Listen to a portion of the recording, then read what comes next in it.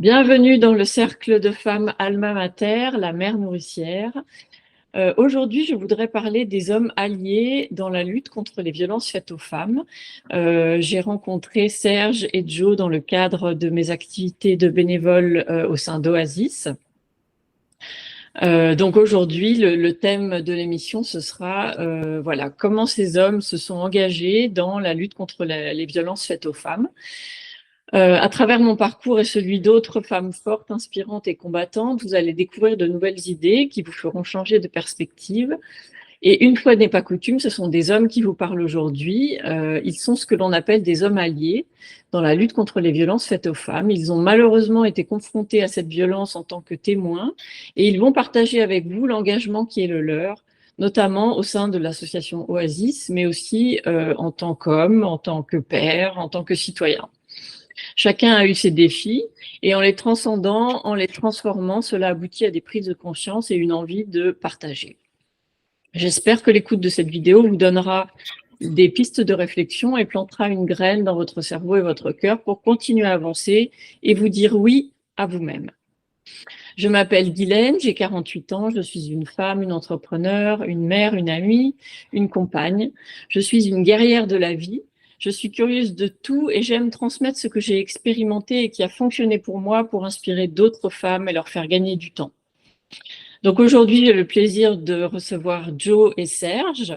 Alors, Joe est consultant, pardon, je me suis perdue dans mes notes, consultant communication, relations publiques, événementiel et création de contenu multimédia. Et Serge est consultant en marketing pour les marchés francophones ici au Canada aussi. Donc, on est dans la région de Toronto. Voilà. Alors, merci à vous deux d'être présents aujourd'hui. Et on va peut-être commencer cet échange. Si vous pouviez tous les deux nous expliquer dans quelles circonstances et à quel âge vous avez été témoin de cette violence exercée sur les femmes. Alors, par ordre alphabétique de prénom, on va prendre Joe. Joe va commencer. Voilà. Yes. Merci beaucoup en tout cas, Ghislaine, pour cette opportunité en fait de discuter de ce thème, de cette cause très importante et qui nous tient en tout cas à cœur à Serge et à moi.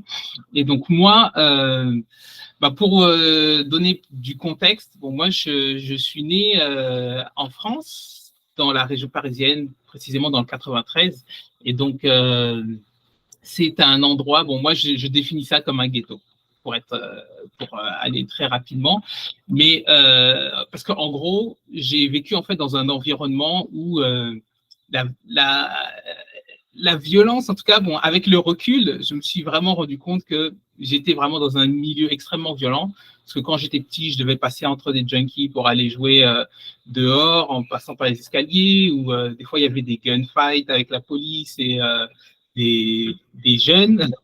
Et donc il y avait toute cette sorte d'environnement. Et donc moi, c'était vraiment, là c'est avec le recul que je me rends compte, mais il y avait une présence avec la violence, et notamment la violence faite aux femmes constante. Et le plus loin, je dirais qu'il y a eu plusieurs événements marquants, en fait. Le premier, en fait, c'est quand j'avais à peu près 9 ans, j'ai une amie, en fait, une amie qui était plus jeune que moi, qui s'est fait agresser, en fait, qui s'est fait emporter par un grand adolescent qui voulait l'entraîner, en fait, dans une cave. Et donc, avec d'autres amis, on est parti à son secours et on l'a arraché littéralement, en fait, des mains de ce jeune adolescent qui allait faire je ne sais quoi, je préfère pas imaginer, en fait, dans ces caves-là. Et aussi, il y avait, par exemple, je pouvais voir des voisins. Ça, c'est un événement qui m'a aussi, je dirais, qui m'a vraiment fait réfléchir. En fait, c'était difficile à comment on dit déjà? À processer dans la tête. À processer, voilà. C'était difficile à processer dans la tête parce que c'était encore quand j'avais peut-être 9 ou 10 ans à peu près, et je suis parti en fait chercher un tournevis chez un voisin qui habitait dans un bloc plus loin, et en fait j'arrive en plein milieu d'une scène de ménage où, en fait, donc ce voisin est en train de battre sa femme devant mes yeux et devant les yeux d'autres adultes. Et donc, moi, donc, avec mon esprit d'enfant, bon, je voyais bien qu'il y avait quelque chose qui n'allait pas, mais comme c'était des personnes qui étaient plus âgées que moi, c'était des adultes, pour moi, donc, je ne voyais pas, en fait, intervenir dans le sens où, dans ma culture, en fait, on respecte les adultes. Et ces adultes-là, donc ils devaient avoir la trentaine, donc c'était des jeunes adultes, mais donc l'homme est en train de battre sa femme et tout le monde était là en train de regarder la scène. Et moi, en fait, j'étais là, je comprenais pas trop et j'attendais après mon tournevis. Et, euh, et en gros, c'est un adulte qui s'est rendu compte à un moment que j'étais là en train de voir la scène, après peut-être une bonne dizaine ou quinzaine de minutes, qui commence à me dire, bon, ok, rentre chez toi. Et, euh, et donc, en voyant en fait toutes ces différentes situations, parce que bon, j'en ai plusieurs, mais je ne vais pas en fait les énumérer les unes après les autres, mais en gros, en fait, y a eu ces événements qui ont fait que j'ai pu voir en fait de mes yeux que les femmes, en fait, comme c'était un environnement violent, c'était vraiment entre guillemets la loi du plus fort. Et j'ai pu me rendre compte que dans cette situation, en fait, les femmes étaient extrêmement vulnérables. Et mais moi, la seule chance que j'ai eue, parce que j'ai 4 sœurs, en fait, j'ai 4 sœurs et j'ai été élevé par ma mère, qui était célibataire à l'époque et qui l'est toujours en fait. Mais bon, et comme moi, en fait, j'ai vécu dans un environnement, dans un cocon, en fait, où j'avais la chance, en fait, d'avoir de l'amour inconditionnel, aussi bien de ma mère que de mes sœurs. Ça m'a permis, en fait, de développer, en fait, ce respect pour les femmes. Et surtout, c'est un événement avec ma mère qui m'a fait prendre conscience, mais ça c'était quand j'avais 5 ans, parce qu'à l'époque, donc quand elle était toujours mariée avec mon père, donc moi je voulais faire rire mon père et j'avais sorti une blague où je disais en gros que la cuisine c'est une affaire de femmes. Et donc j'ai bien réussi à le faire rire, mais ma mère s'est retournée. Et c'est la seule fois de ma vie qu'elle s'est mise en colère en fait contre moi. C'est pour ça que jusqu'à aujourd'hui, je m'en souviens. Et elle m'a expliqué très clairement que la cuisine ou quoi que ce soit, c'est pas une affaire de femme, une affaire d'homme. Tout le monde le fait. Et qu'il n'y a pas de différence en fait entre les hommes et les femmes. Et donc, à partir de ce jour-là, en tout cas, tout a été reset dans ma tête. Et je pense que c'est ça qui a contribué également à ce que je prenne conscience que déjà de la réalité que vivent les femmes dans notre société et la situation en fait, la situation dans laquelle nous sommes. Ouais. Super, merci, merci. On reparlera sûrement plus tard du rôle de l'éducation parce que je pense que c'est un rôle très important, l'éducation des petites filles et des petits garçons dans la prévention de toute cette violence. Alors Serge, voilà, à ton tour de témoigner. Merci beaucoup, Ghislaine, pour cette invitation, pour ce podcast fait pour les femmes, mais où des hommes peuvent s'exprimer aussi. Et je suis assez honoré de pouvoir y participer. Et pour répondre à ta question, moi, la première fois où j'ai été témoin, j'étais assez âgé. Moi, j'ai eu la chance d'être élevé en région parisienne aussi, mais dans un environnement beaucoup plus socio-économiquement élevé, entre guillemets, que ceux dont Joe parlait. Encore une fois, quand tu es enfant, tu n'as pas forcément conscience dans quel milieu tu vis. Mais bon, moi, j'étais vraiment dans un cocon. Et puis, j'ai été quand même témoin de ça. parce que c'est quelque chose qui arrive, peu importe la situation socio-économique, que ce soit des gens qui ont beaucoup d'argent ou des gens qui n'en ont pas beaucoup, ou qui vivent dans des ghettos, ou qui vivent dans des manoirs, entre guillemets. Donc, et c'est intéressant parce que moi, je suis devenu homme allié avant de me rappeler de ce qui s'était passé. C'est comme quelque chose qui m'a tellement marqué que je l'ai enfoui un peu. Et c'était pas quelque chose que je voulais forcément témoigner ou que je voulais raconter, même pas à moi-même en fait. Et en assistant à beaucoup d'ateliers de chez Oasis ou de la maison d'hébergement qui parlaient de euh, ce manque de témoignages de gens qui ont vécu ça, ben, c'est remonté en moi en disant, tiens, mais moi aussi j'ai finalement vécu ça et j'ai pas encore analysé pourquoi j'ai refoulé ça. Peut-être que c'est plus facile de le refouler, entre guillemets, je sais pas. C'est Mais une donc, manière de. Moi je me permets de t'interrompre parce que oui. j'ai écouté et j'ai lu beaucoup de témoignages. C'est une façon de survivre et puis et d'avancer dans la vie parce que si tu. C'est tellement violent ces expériences et la tienne, elle est aussi particulièrement violente que, en fait, c'est une manière d'avancer. C'est aussi, on parlait de ça, Joe, avant qu'on commence l'enregistrement. Ce que tu as vécu, Serge, ça remonte à des dizaines d'années, je crois. Euh, Ouais, presque, ouais, 30 ans en fait, pardon. Moi, le décès de ma sœur, cette année, ça fait 25 ans.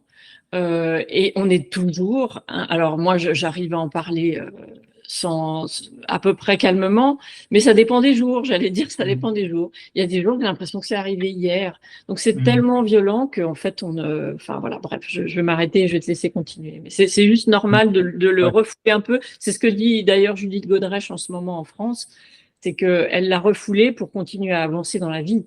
Et puis au bout d'un moment, ça revient forcément. Vas-y, excuse-moi. Vas-y. Non, mais merci, c'est important d'analyser ça comme ça aussi.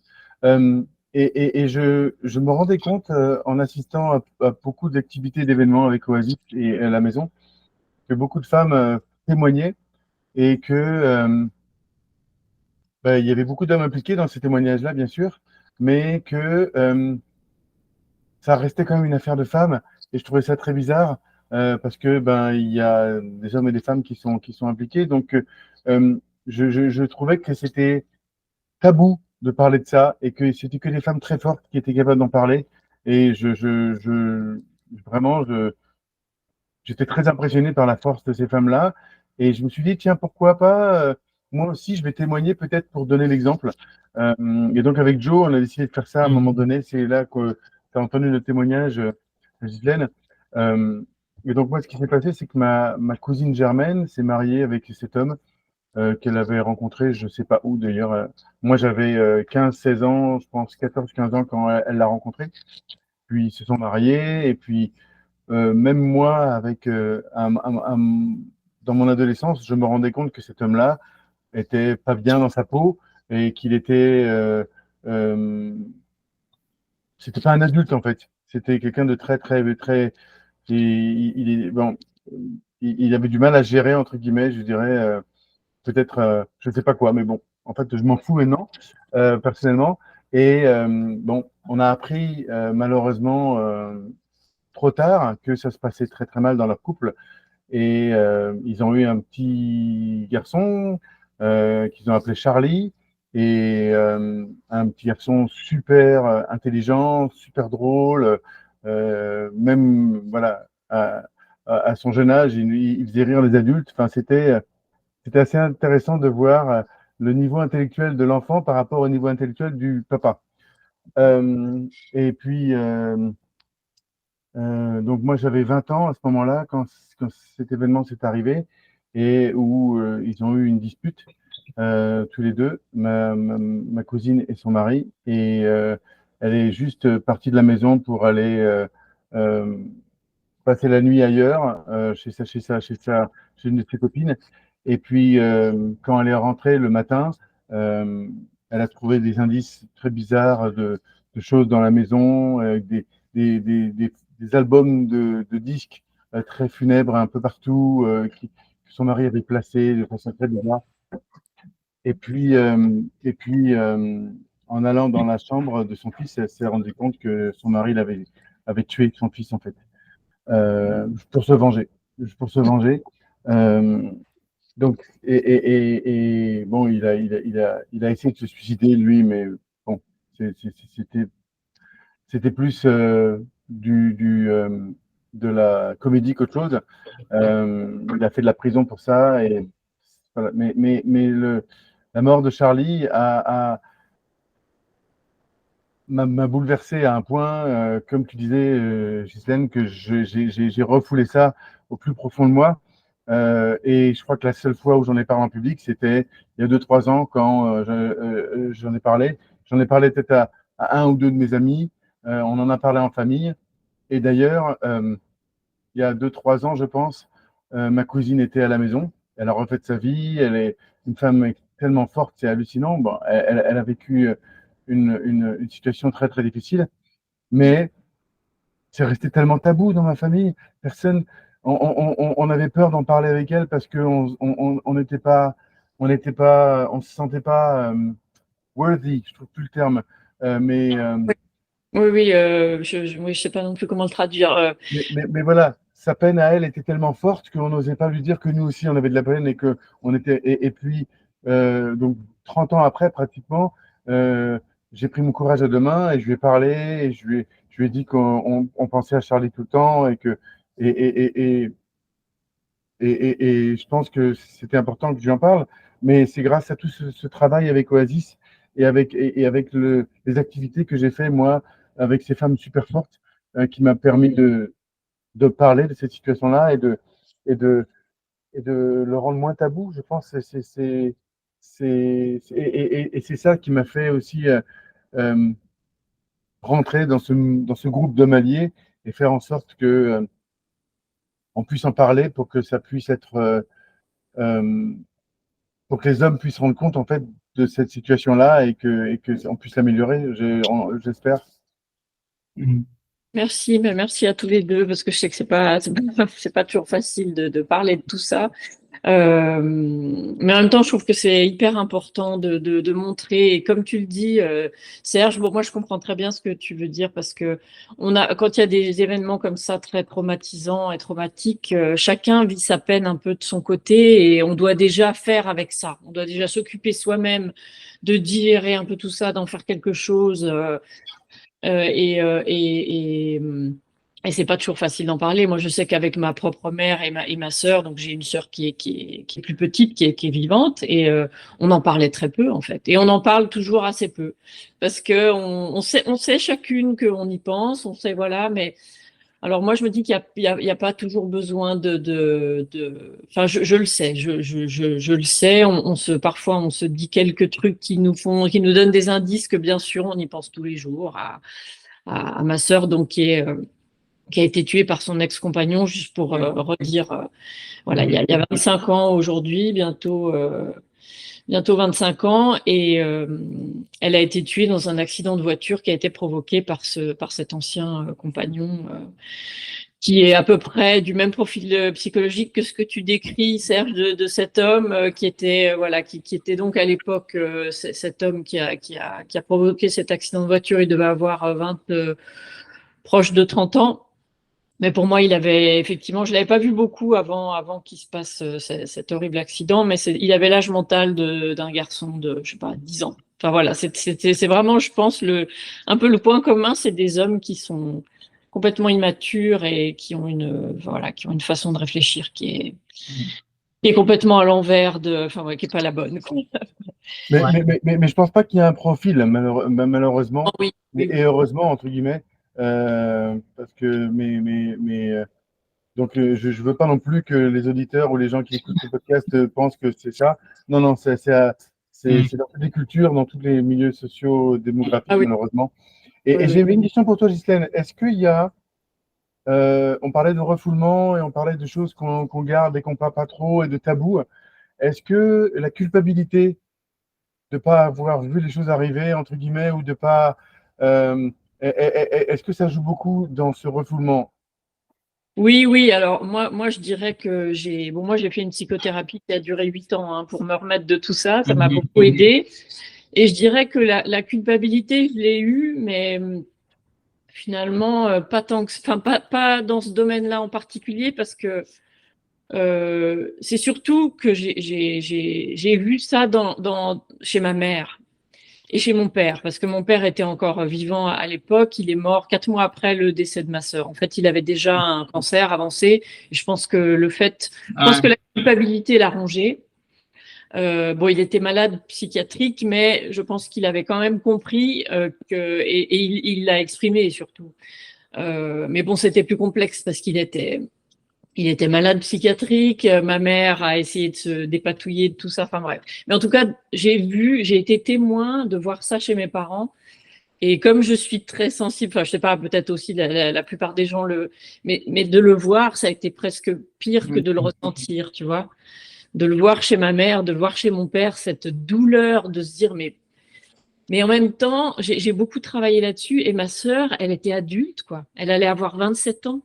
Donc, tu peux pas prendre par la peau du cul un enfant et puis lui dire, maintenant, tu rentres à la maison, tu vois. Ouais. Et elle l'a caché pendant longtemps. Elle l'a caché, elle le disait pas. On savait pas. Mm.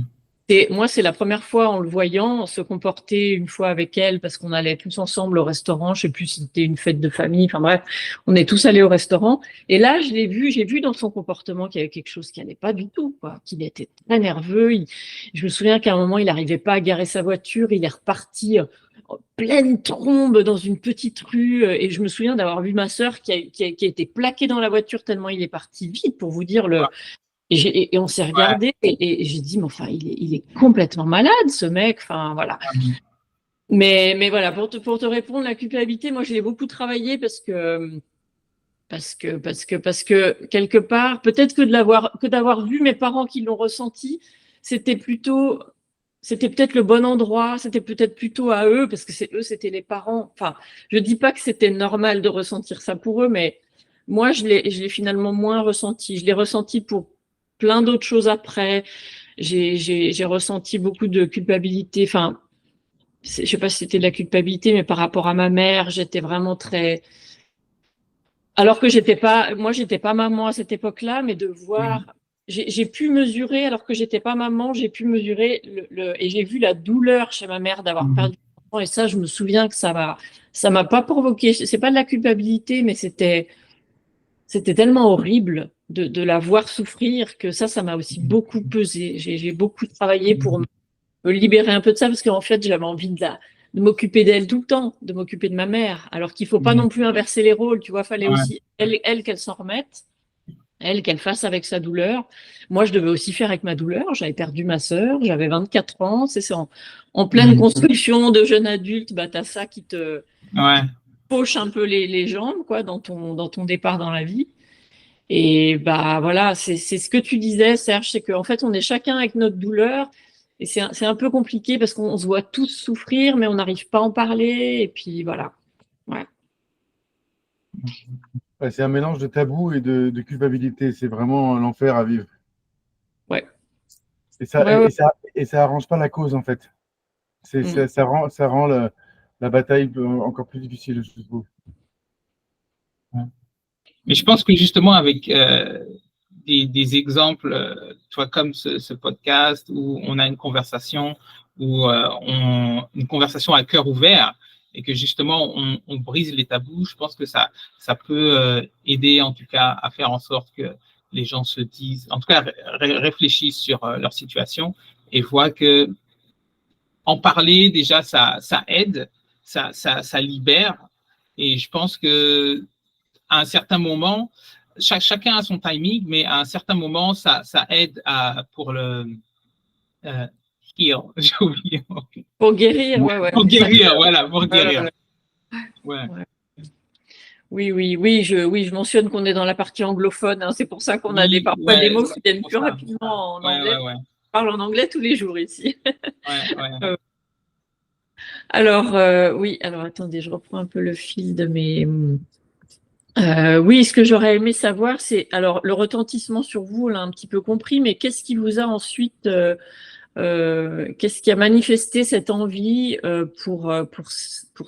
comment dire, pour s'impliquer chez Oasis? Comment en fait s'est fait le chemin jusqu'à Oasis pour vous deux? Et puis comment se manifeste aussi cet engagement d'homme allié en dehors de l'association dans votre vie quotidienne, on va dire? En tout cas, pour moi, en fait, bon, comme j'avais dit, il y a plein d'événements qui ont eu lieu. Et donc, moi, ce que ça a fait, en fait, c'est que déjà, ça m'a donné envie d'être plus fort. D'être plus fort. Parce que, bon, je voyais toute cette violence, mais aussi, donc, j'avais 4 sœurs, ma mère, et donc, j'étais le seul garçon dans ma famille à ce moment-là. Et donc, pour moi, c'était important de devenir plus fort, justement, pour pouvoir protéger ceux qui n'étaient pas en mesure de se protéger. Et donc, ça fait que j'ai fait de la musculation, j'ai fait des arts martiaux et tout ça. Et, et en tout cas, ça a fait en sorte, bon, ça aussi, il y a le côté de l'éducation avec ma mère, parce que ma mère, elle nous a vraiment appris à interagir avec les gens avec amour et compassion.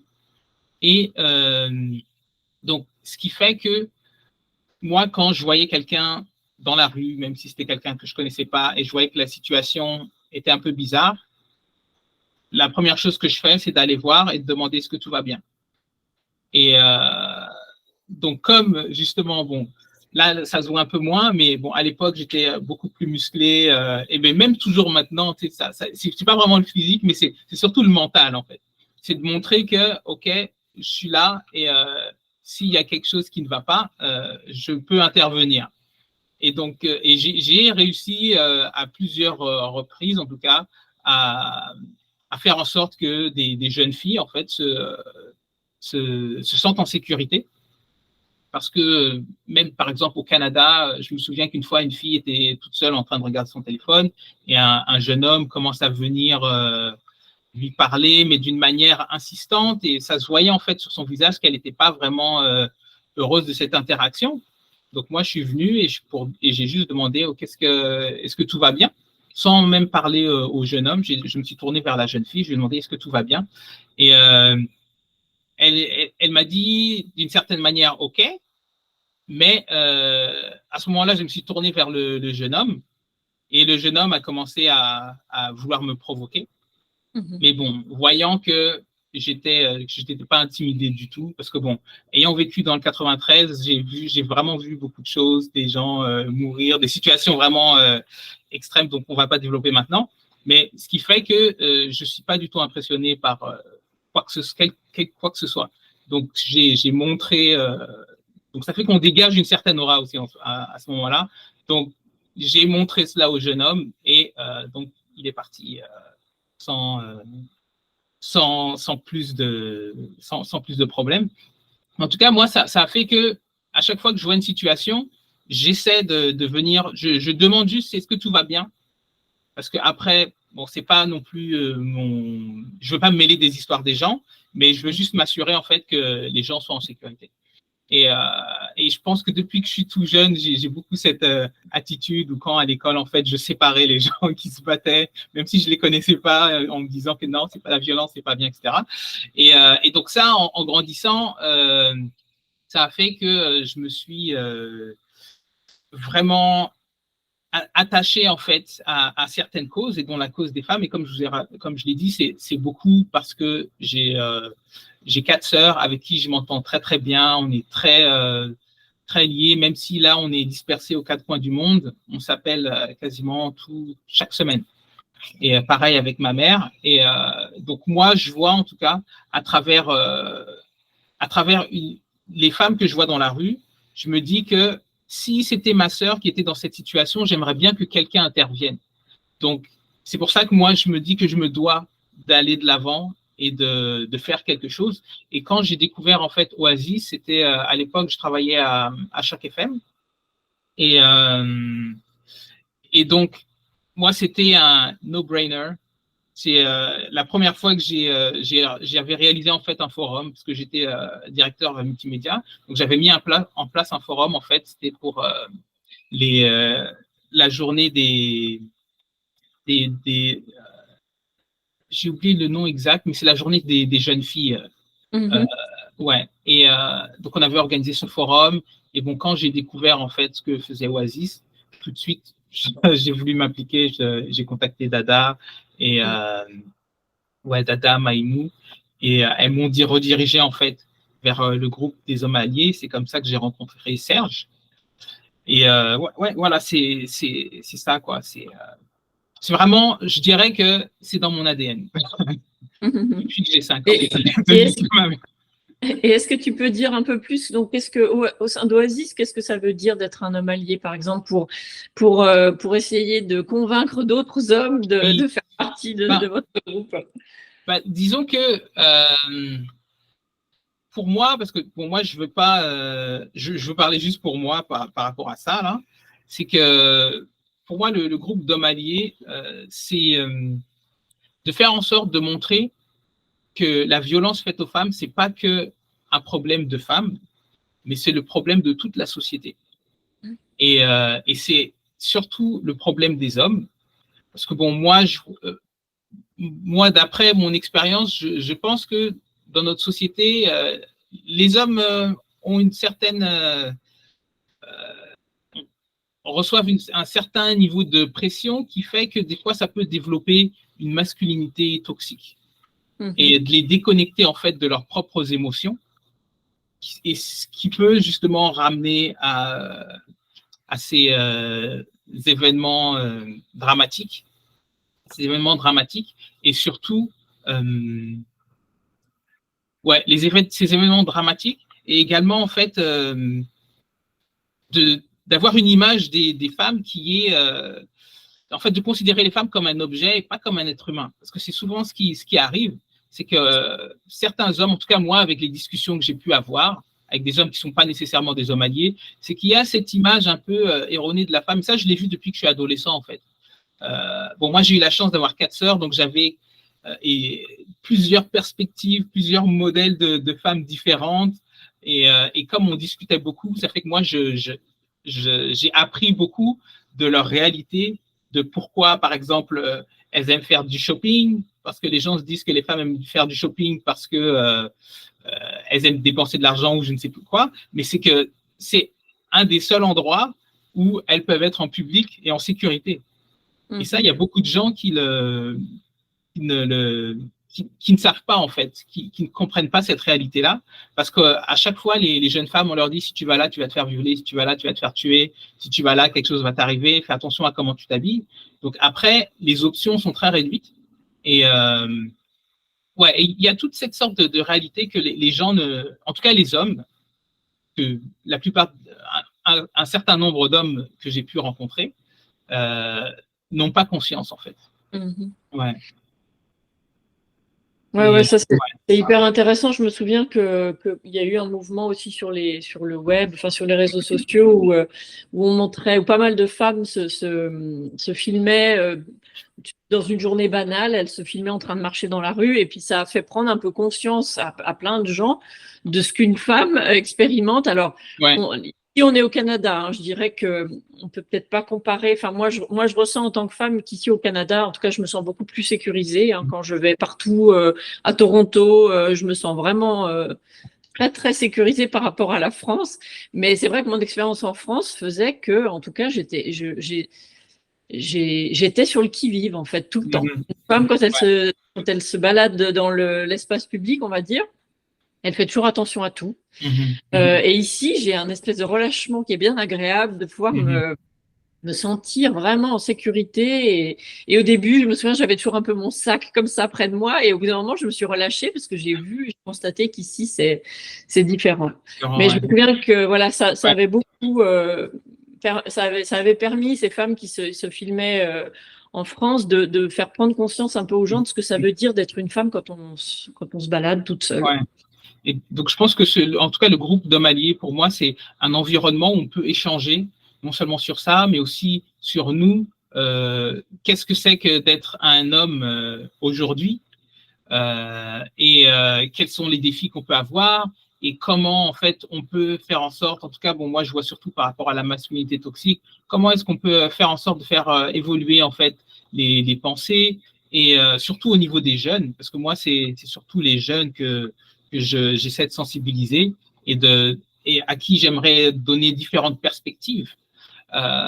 Et donc, ce groupe d'hommes alliés, en tout cas, pour moi, c'est un espace où, en tout cas, moi, j'essaie de créer un espace sécuritaire où les hommes peuvent s'exprimer et échanger, quel que soit leur point de vue, parce qu'on n'est pas obligé d'être tous d'accord, mais je pense qu'il faut avoir une conversation pour justement montrer que on doit faire partie de la solution pour éradiquer les violences faites aux femmes. Serge, tu veux dire quelque chose? Non, mais je veux juste répondre à ta question aussi, Ghislaine. Donc, moi, en fait, encore une fois, j'ai beaucoup refoulé toutes ces notions-là de violence faite aux femmes, aussi parce que j'ai un cerveau ADHD, donc j'arrive, entre guillemets, à faire en sorte que j'ai une espèce de bulle entre guillemets qui me protège, ou je ne sais pas si ça me protège ou pas. Mais quand j'ai commencé à m'impliquer dans les communautés francophones à Toronto, grâce à mon travail où j'étais au conseil scolaire Via Monde, j'ai créé plusieurs relations avec différentes associations et dont l'une était Oasis. Et j'y suis allé au début plus pour le travail, pour faire mieux connaître le conseil scolaire Via Monde et pour aider les femmes qui étaient sur place aussi, pour mieux comprendre l'éducation en Ontario. Je donnais des ateliers et en même temps, j'assistais à tous les événements d'Oasis. Donc, j'écoutais tout ce que ces femmes avaient à dire et tous les témoignages qu'elles avaient à faire. Et ça m'a ouvert un peu les yeux, ça m'a ouvert un peu plus la tête et puis cette espèce de cloche que j'ai là, qui s'est un peu ouverte et qui a fait que je me suis un peu regardé. Euh, et puis, tout à l'heure, Joe a dit qu'il avait ça dans son ADN.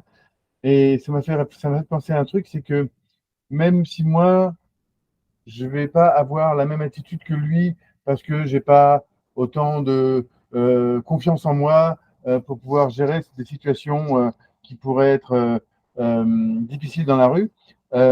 Mais quand j'ai entendu parler du mouvement MeToo et j'entendais tous les témoignages de ces femmes-là, des millions de témoignages, comment elles sont traitées par les hommes, pour moi, c'était quelque chose d'aberrant. Je ne comprenais pas qu'un homme puisse agir comme ça. Donc, je l'ai un peu dans mon ADN aussi, parce que moi, c'est inconcevable que je puisse agir comme ça. J'étais tellement surpris et je me dis, mais comment ça peut exister? Et ça m'a ouvert les yeux, en fait, sur un monde que, encore une fois, je ne connaissais pas. Parce que je suis homme, je suis blanc, voilà, j'ai d'avantages, entre guillemets, qui font que ben, j'ai été encore surprotégé.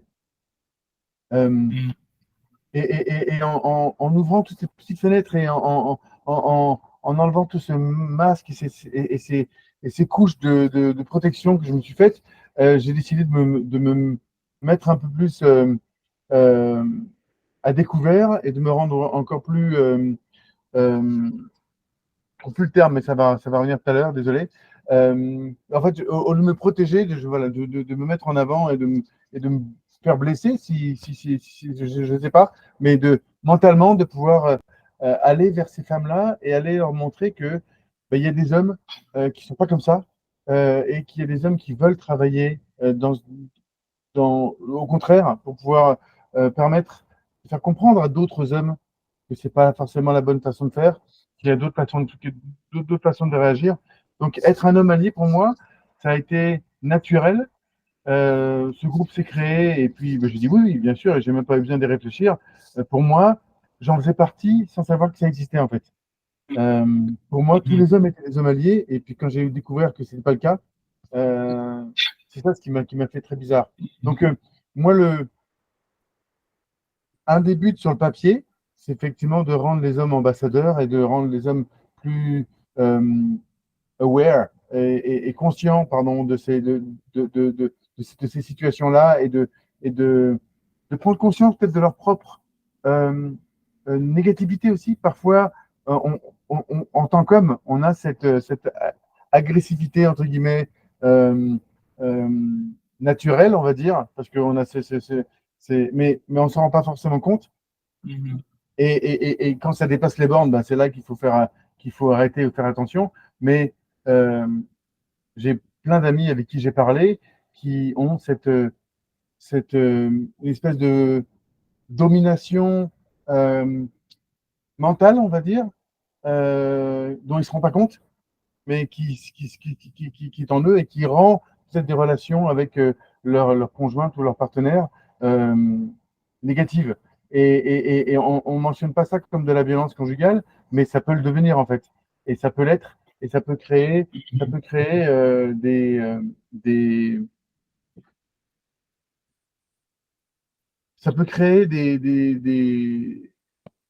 je trouve plus mes termes aujourd'hui, je suis désolé. Mais voilà, On ça, comprend ça, l'idée, pas, ouais, ouais. ouais, voilà. Ça peut créer des dégâts aussi forts que la violence physique en fait. Ah oui, Et, la et, violence et, verbale, et, et la voilà, domination. c'est ça. Et tout ce qui est psychologique est vraiment très difficile. Donc, euh, Mhm.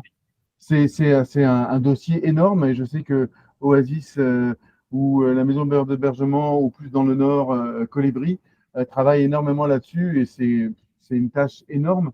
Je crois qu'on a fêté les 27 ou les 28 ans d'Oasis. Euh, Ouais. c'est triste que ce soit encore là. C'est bien qu'ils Mhm. soient là parce qu'il y a encore plein de femmes qui ont besoin de cette aide-là. Mais voilà, si je peux aider, moi, certains hommes à ouvrir cette espèce de cloche que moi j'avais, Mhm. voilà, j'aurais atteint mon but. Voilà, on essaye avec le groupe des hommes alliés de le faire avec nos propres outils, nos propres moyens. On est beaucoup aidé par Oasis. Merci beaucoup. Mhm. Ça, c'est important aussi, de ne pas travailler juste tout seul en disant on va le faire nous à notre façon. Ouais. Voilà, c'est pas, ça marche pas ça. Ça marche pas. Donc, et on en parlait tout à l'heure hors antenne, pour employer un terme de télévision, Ghislaine, mais c'est vrai que entre euh, ce qu'on souhaite faire et ce qu'on arrive à faire sur le terrain, il y a quand même un fossé, parce que je crois on est peut-être euh, moins, presque 10 personnes dans le groupe, 10 hommes. Et là, ces deux dernières années, on n'a malheureusement pas trouvé le temps qu'on voudrait pour pouvoir faire des activités et pour pouvoir vraiment mettre en place des choses. Donc, il y a aussi c'est du bénévolat. Donc, il y a cette barrière-là qui rend les choses encore plus difficiles, malheureusement. Mhm. Ouais, ouais. Oui.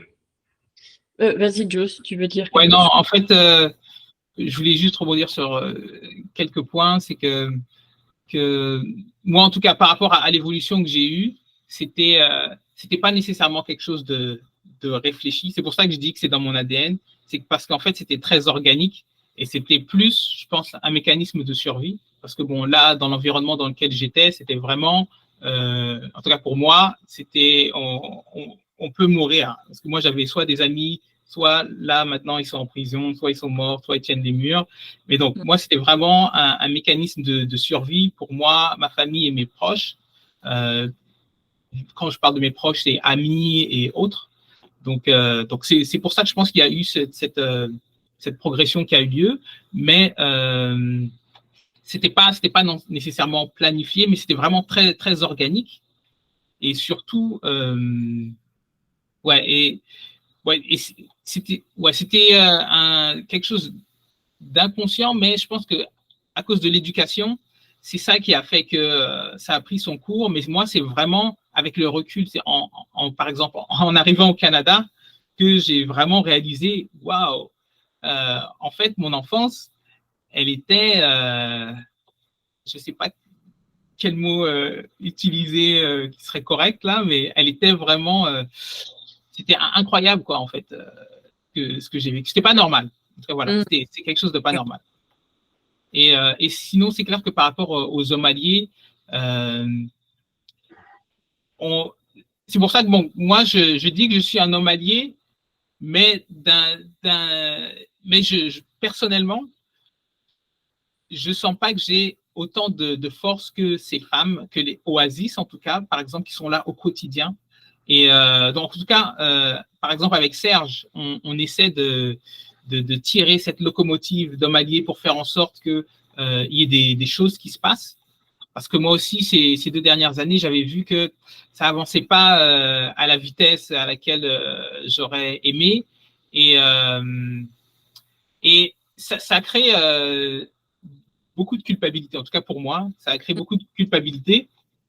Et c'est pour ça que là, quand j'avais revu Serge lors d'un des événements d'Oasis, et on s'est dit, OK, là, il faut qu'on fasse du concret, même si c'est quelque chose de minime, mais qu'on fasse un vrai pas comparé à avant, quoi. Et donc, c'est pour ça que là, on va, pour 2024, on va commencer à se rencontrer et à faire avoir juste des discussions en ligne, comme celle-ci, mais ce sera live ou enregistré. En tout cas, ce sera live et enregistré pour justement faire en sorte qu'il y ait une trace d'une action. Et moi, je suis convaincu que quand on est dans le mode action, les choses vont se mettre en place progressivement, mais il faut vraiment faire quelque chose de concret. Donc là, c'est dans cette phase où on est à présent, c'est de mettre en place des actions concrètes et régulières.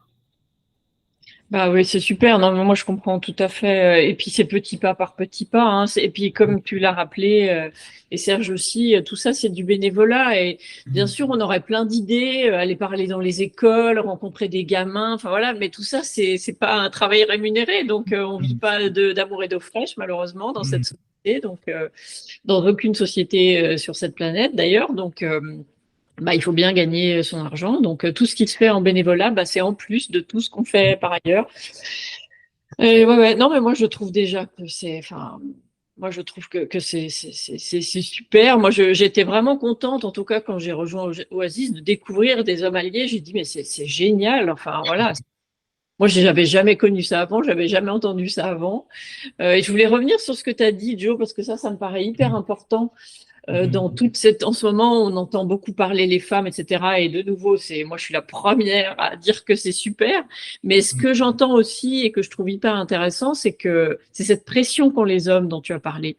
Et pour moi, il y a vraiment une pression sociale qui est aussi forte d'ailleurs pour les femmes que pour les hommes, parce que pour les femmes, il y a tout l'aspect physique, mais pour les hommes aussi finalement, il n'y a pas que pour les femmes. Et je voudrais un petit peu, si on pouvait reparler un peu de ça, parce qu'effectivement, je pense que ça met une pression qui est très très forte sur les hommes en matière de, je sais pas, de responsabilité, il faut être fort, faut pas pleurer, faut pas montrer ses émotions, enfin un peu tous les clichés qu'on peut entendre, mais qui finalement sont très forts auprès des hommes, et ce qui fait que, comme tu le disais, bah, parfois la cocotte minute, elle implose, quoi. Oui, bah, en effet, moi, en fait, c'est ce que j'avais pu constater à travers toute ma vie, là. C'est que, bon, moi, comme j'ai vécu avec des femmes et j'étais dans cet environnement très, très féminin, en fait, ce qui se passe, c'est que moi, en fait, j'étais plus mal à l'aise quand j'étais dans un environnement exclusivement masculin, en fait. J'étais mal à l'aise parce que la dynamique correspondait pas à ma personnalité, tout simplement. Donc, de montrer qui est le plus fort et tous ces côtés de challenge et de montrer la force, la puissance, celui qui a le courage de faire ceci, cela. Et ce qui se passe, c'est que, bon, moi, comme mes parents, en fait, eux, ils ont vécu sous la colonisation, donc au Cameroun. Donc, pour eux, l'indépendance était quelque chose de très important. Et c'est une valeur qui nous ont enseigné à moi et mes sœurs dès notre plus jeune âge, en fait. Et c'est ce qui fait que moi, j'étais pas influençable. Donc, quand il y avait ces genres de défis, qui est-ce qui est capable de faire ça? Moi, ça m'intéressait pas du tout. Et je faisais non, moi, je fais pas ça.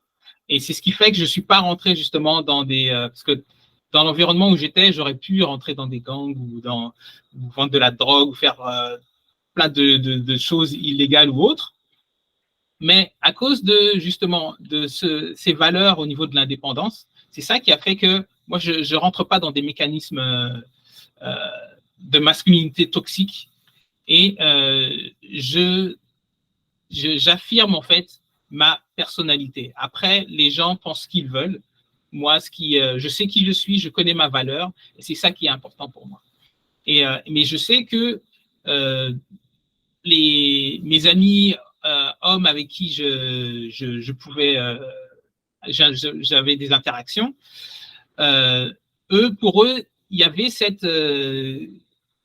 cette difficulté en fait à être en connexion avec leurs propres émotions et avec qui ils veulent, et qui ils sont, et c'était toujours de projeter en fait une image. Et c'est cette projection d'une image forte qui, à un certain moment, en fait, je pense que déconnecte les gens de leurs propres émotions, de qui ils sont, de ce qu'ils aiment et de ce qu'ils veulent faire. Et ils suivent en fait les modèles, et ça peut être un modèle social aussi. Donc ça fait que la société va nous dire, oh, aujourd'hui un homme, il doit être fort, il doit être riche, il doit être séducteur, ou il y a tout plein de modèles en fait qu'on impose aux hommes, qui sont retranscrits dans les publicités, dans le contenu média, et ça forge en fait, pour les personnes qui sont influençables, ça forge en fait un certain modèle, une image qui souvent en fait, il est impossible en fait de suivre dans certains cas, ou dans la plupart des cas. Et ce qui se passe, c'est que les gens pètent un câble à un moment, et ça nous ramène dans des situations dramatiques où, parce qu'on dit que l'homme est fort, et qu'on projette une image où l'homme doit être dominant par rapport à la femme, donc c'est là que certains hommes peut-être peuvent trouver normal de donner une claque à leur conjointe, parce que ils affirment leur position d'homme en faisant cela, quoi.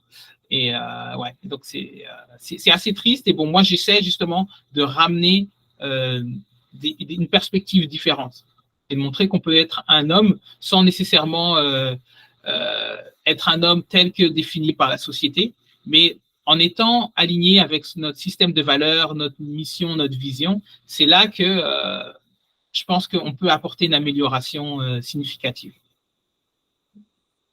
Ouais. Je suis tout à fait d'accord avec Joe. Je voudrais juste y mettre un tout petit bémol, si c'est OK. Oui, et je mets ce bémol après ce qui s'est passé avec ma cousine, parce que ce que j'avais pas raconté, c'est que l'homme qu'elle avait marié avait perdu une jambe, avait perdu plusieurs doigts dans cet accident. Il avait eu une enfance apparemment un peu difficile, et il n'a pas eu le temps de prison qu'il méritait pour circonstances atténuantes. Et cette notion de circonstances atténuantes, et de dire oh, il a eu une mauvaise enfance, il a eu un problème avec son accident, il a des problèmes de santé mentale, justifie, je trouve, un comportement qui, pour moi, n'est pas justifiable en fait. Les femmes sont complètement, pour moi aussi, sous le joug de ce que les médias veulent qu'elles soient. Ouais. Et bon, génétiquement parlant, elles sont différentes, mais elles vont réagir aussi mentalement différemment. Mais ça ne crée pas de violence, en fait. Je trouve que c'est malheureusement un peu inhérent à l'homme, cette violence, entre guillemets, et cette réaction. Moi, je vois que j'ai mis plein de temps à savoir gérer mes sentiments. Pendant plein de temps, quand j'étais triste, j'étais en colère. Hein, j'avais pas de triste. Et quand je le suis, il faut que ça déborde pour que je le sois vraiment. Donc je voudrais juste qu'on fasse attention par rapport à ça. Pour moi, j'espère qu'il n'y a pas de circonstances atténuantes et qu'il n'y a pas de raison, entre guillemets. Et si j'ai mal compris ce que disait Joe, je suis désolé, mais voilà, je veux juste qu'on fasse attention à ça, en fait. Et ouais, en fait, je vois pas à quel point, en fait. En fait, j'avais l'impression d'entendre que tu disais que la société fait que les hommes sont sous pression, et qu'on doit leur dire d'être séducteurs, riches, vachement sur d'eux, et que parfois ça fait péter les plombs à certains parce qu'ils n'y arrivent pas, et qu'ils n'arrivent pas à ce niveau-là, et parce qu'ils pètent les plombs, ils peuvent devenir violents avec leurs femmes. Je voudrais pas réduire l'homme à ça, en fait. je vois ce que tu veux dire. En fait, dans mes commentaires, c'était pas de donner une justification, mais c'était plus de donner certains éléments, en fait, de certains éléments qui faisaient en sorte que certaines personnes, en fait, puissent perdre les pédales, mais c'était pas dans un sens de donner une justification, de dire c'est parce que la société est très dure, parce que moi, j'ai vécu des choses horrible en plus du racisme systémique, de la violence dans laquelle j'étais. Moi, c'était la violence avec non seulement avec les gangs, mais la police aussi. Donc, dès que je mettais le pied dehors, en fait, ma mère, elle n'était pas rassurée du tout, quoi. Ouais, bien sûr. Et je voyais plein de choses arriver et j'ai vécu pas mal de choses qui font, mais malgré cela, en fait, vous pouvez bien le constater, je suis quelqu'un de très normal, gentil et équilibré. Et c'est clair que pour moi, il n'y a pas nécessairement d'excuses à ce genre de comportement, mais c'est juste pour mettre en perspective. En tout cas, c'est pour mettre plutôt la responsabilité de la société sur certains contextes, en fait, sur le contexte de la violence faite aux femmes, que pour moi, la société est responsable également et c'est pour ça que, en tant qu'individu, on doit faire en sorte d'apporter en fait notre pierre et de créer ce changement parce que à cause justement de ce contexte social dont nous faisons partie. Oui. Non, mais moi, je comprends tout à fait ta réaction, Serge, parce que bon, moi, il n'y a pas eu moi, ils sont morts tous les deux dans l'accident, donc il n'y a pas eu de procès, par exemple, parce qu'ils sont tous les deux morts. Mais si on avait eu ça doit être juste insupportable d'entendre que quelqu'un peut avoir des circonstances atténuantes pour quelque raison que ce soit, parce que le fait, je vais être un peu horrible, mais le fait qu'il avait une jambe en moins ne l'a pas empêché de commettre des choses ignobles. Enfin, je veux dire, voilà, donc c'est inentendable ce genre de choses, c'est juste affreux, terrible. Enfin, mais ce que je trouve quand même intéressant et qui est réel, c'est que dans la société, elle fait pression avec toutes ces images, on parle toujours des gens qui ont réussi. Alors je sais qu'en Amérique du Nord, et je le constate, la réussite, elle est vue un peu différemment. Et elle peut être aussi vecteur de comment dire, encourager à aussi se dépasser, à aussi réussir. Et puis la réussite aussi, ici, elle passe beaucoup par redonner à la communauté, redistribuer de l'argent, faire des dons, etc. Ce qui se passe aussi ailleurs, mais en Europe, c'est vu de manière complètement différente. La réussite en France, en tout cas en particulier, elle est vue un peu, voilà, celui-là, il a de l'argent. Alors que les gens qui réussissent en France font aussi beaucoup de choses, ils font des dons, ils mettent en place des associations, enfin voilà, bref. Mais il y a quand même une pression qui existe à la fois sur les hommes et sur les femmes, avec tous les messages qu'on voit, les publicités, comme tu le dis, et puis c'est vrai qu'il y a quand même une pression qui est faite en tout cas, par la société. Alors la société, quand on dit la société, c'est aussi la façon dont les parents élèvent leurs enfants. Pourquoi on va élever différemment un petit garçon en lui disant il faut pas pleurer, il faut que tu montres que tu es fort, et puis à une petite fille, on l'encourage à penser aux autres avant elle, à bien s'occuper, à être gentil, à rien dire, voilà.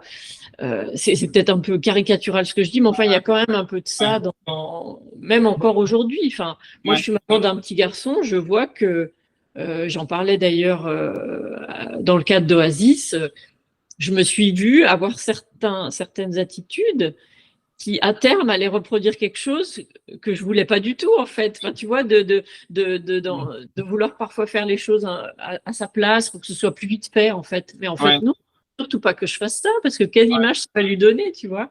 Donc, même moi qui suis, on va dire, qui a été impactée par ça, et puis vraiment, j'ai ça dans mes tripes quand j'ai su que j'avais un garçon, je me suis dit, oh là là, enfin voilà, je vais essayer vraiment de l'éduquer pour qu'il soit à l'écoute de tout ça, de tous ces problèmes liés aux violences faites aux femmes, etc. Mais je me suis, tu vois, malgré tout ça, je me vois de temps en temps avoir des comportements qui à long terme, j'obtiendrai le contraire de ce que je voudrais faire. Donc, c'est pas si simple non plus, c'est ce que je veux dire. Et puis, on fait chacun comme on peut, mais je pense que ça me faisait penser à deux choses que vous avez dit, c'est l'importance de l'éducation, mais alors, bien sûr l'éducation des parents, mais aussi ce qui se passe à l'école, ce qu'on dit aux enfants à l'école, comment on... Et c'est vrai qu'ici, de nouveau, au Canada, je trouve ça super parce qu'il y a vraiment une attention à ça, qui est un peu moins, je trouve que c'est un peu moins le cas en France. Mais ici, on sent vraiment que l'inclusion, etc., on y fait attention. En classe, moi, je vois mon enfant, on y fait plus attention que, mais toujours à travers le jeu, à travers des événements. C'est ça aussi qui est super ici, parce que voilà. Et il y a l'éducation aussi. Enfin, il y a aussi tout ce que la société envoie, quoi, comme message, parce que quand on voit sur les réseaux sociaux, ce qui est encore valorisé dans certains cas, c'est un homme qui réussit tout, qui est fort, qui est, voilà, comme tu disais tout à l'heure. Donc, et puis une femme, c'est une femme belle, jeune. Ouais. Bref, c'est... Et il y a aussi, le côté culturel. Toronto, parce qu'on est à Toronto, est une ville super multiculturelle, super diversifiée, avec plein de cultures qui arrivent. Moi, j'ai plein d'amis qui sont dans des mariages, qui ont été dans des mariages forcés, mariages arrangés, qui ont été, euh, qui ont été euh, pris comme une marchandise, entre guillemets, en disant, ben voilà, voilà ta dot et voilà ton mari, voilà. Donc, il y a ce côté aussi, il y a le côté sociétaire, mais le côté culturel aussi qui est important, qui fait que des gens qui vont immigrer dans un pays occidental où la culture est différente, ne vont pas forcément s'adapter non plus. Et je dis pas qu'il y a que, il y a que ça, hein, mais ça en fait partie aussi, malheureusement. Et je pense qu'il y a beaucoup de travail aussi à faire là-dessus, même si la société fait bien comprendre que l'homme et la femme sont égaux. On était au Collège Boréal le 6 décembre pour commémorer la fusillade de Polytechnique. Et il y avait des jeunes du Collège Boréal qui étaient là. Et des jeunes de différentes ethnies et de différentes backgrounds. Et qui avaient du mal à comprendre pourquoi on parlait d'égalité hommes et femmes. Et moi, j'ai trouvé ça génial parce que souvent, les événements Oasis ou de la maison, euh, il y a une audience qui est déjà acquis à la cause. Et donc, tout le monde hoche de la tête et dit oui, vous avez raison. Et là, il y en avait qui disaient ben non, je ne suis pas vraiment d'accord. Donc, ça a créé un débat assez intéressant qu'on espère d'ailleurs continuer avec les hommes alliés peut-être durant la journée du 8 mars, où on va retourner peut-être au Collège Boréal pour parler à ces étudiants et essayer d'avoir un débat. Et je pense que les hommes alliés, notre cible, c'est ces gens-là, en fait. C'est ces gens-là qui ont une notion différente, entre guillemets, des inégalités hommes-femmes et de la place de la femme, en fait, dans la société. Mais c'est pas une. Et je les mets pas du côté négatif en disant eux, c'est les méchants et nous, on est les gentils. C'est juste que. Et eux, ils voient pas de toute façon ça négative. Eux, c'est comme ça qu'ils ont été élevés. C'est comme ça qu'ils ont été. Que leur société vit, entre guillemets. Et pour eux, c'est tout à fait normal. Donc, il y a ça aussi sur lequel il faut travailler, je pense. Ouais, moi je trouve ça hyper intéressant, les groupes de parole. Alors j'entends, parce que comme je m'intéresse beaucoup à tout ça, je lis beaucoup de choses et je vois que sur les réseaux sociaux, ou je sais plus dans quel pays, j'ai vu ça peut-être au Canada aussi d'ailleurs, enfin sûrement, où il y a des groupes de parole justement qui sont en train de se créer, mais ça me semble encore un peu, enfin, ça va jamais assez vite évidemment, on aimerait que ça aille plus vite, mais des groupes de parole entre hommes sur justement la masculinité, comment ils vivent leur masculinité, quels sont comme tu disais tout à l'heure, les aspects plus toxiques, quelles sont les choses qu'on entend, la pression qu'on peut se mettre et tout ça en tant qu'homme. Et ça, moi, comme tu dis, Serge, je trouve ça hyper important de pouvoir discuter, débattre de tout ça. Évidemment, il faut que ce soit encadré, il faut que ce soit régulé par un cadre bien précis, mais c'est comme ça que si on peut juste planter dans la graine, t'imagines, dans un de ces gamins, on lui a mis juste, on lui a fait, tu vois, douter un petit peu, remettre un peu en question ce qu'il a entendu dans son éducation ou comment ça se passe dans son pays, mais on a déjà gagné. Si à un moment on lui fait juste, il y a une petite lumière différente qui s'allume, moi je pense que c'est comme ça qu'on va y arriver. Non, ouais. Mais je pense que ce genre de conversation est très important. Et Et il faut justement créer cet espace sécuritaire qui permet justement à ces jeunes de s'exprimer sans se sentir stigmatisés. Parce que, moi, c'est juste cette chose qui me fait peur, en fait. C'est, en tout cas, ça s'est plutôt bien passé, je pense, le 6. Mais moi, j'étais, pour être très honnête, généralement, comme l'a dit Serge, l'audience d'Oasis est acquise.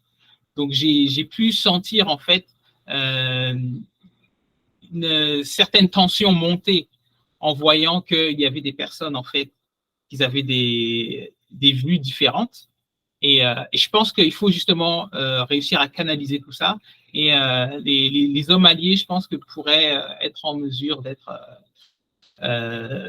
cette entité qui permettrait justement de faciliter ce genre de conversation.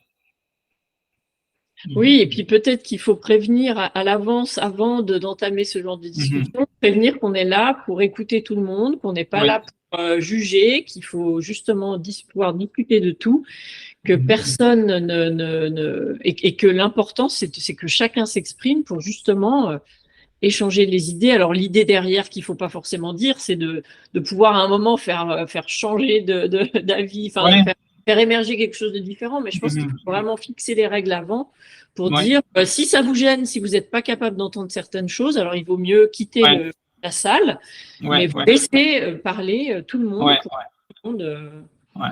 Parce que je pense pas que ce soit au cours d'une conversation que les mentalités vont changer. Non, malheureusement. C'est pour ça que, je me dis qu'il faut avoir quelque chose de récurrent.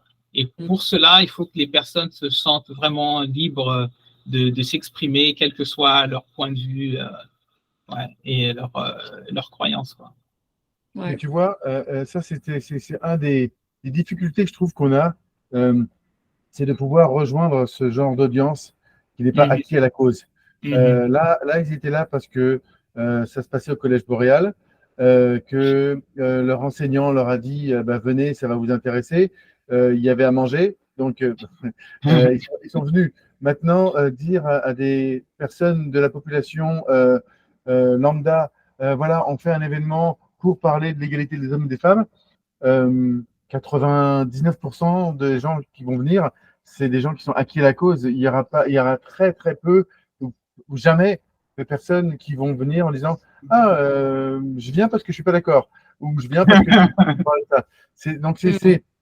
Ça, c'est une des difficultés qu'on a au niveau des hommes alliés et on doit planter des toutes petites graines, tout petit et faire vraiment des pas de bébé pour avancer et aller dans cette direction-là. Mais c'est une des grosses difficultés qu'on a. Mais je trouve que c'est déjà vachement bien. Alors, le Collège Boréal, j'avais aussi assisté. C'était le jour où vous aviez fait vos témoignages. Je crois qu'il y avait le directeur de l'école, il me semble. Et ce Collège Boréal, en tout cas, il faut vraiment profiter du fait qu'ils sont ouverts à ça. Et c'est déjà génial, moi, je trouve, de faire ça dans ce cadre-là.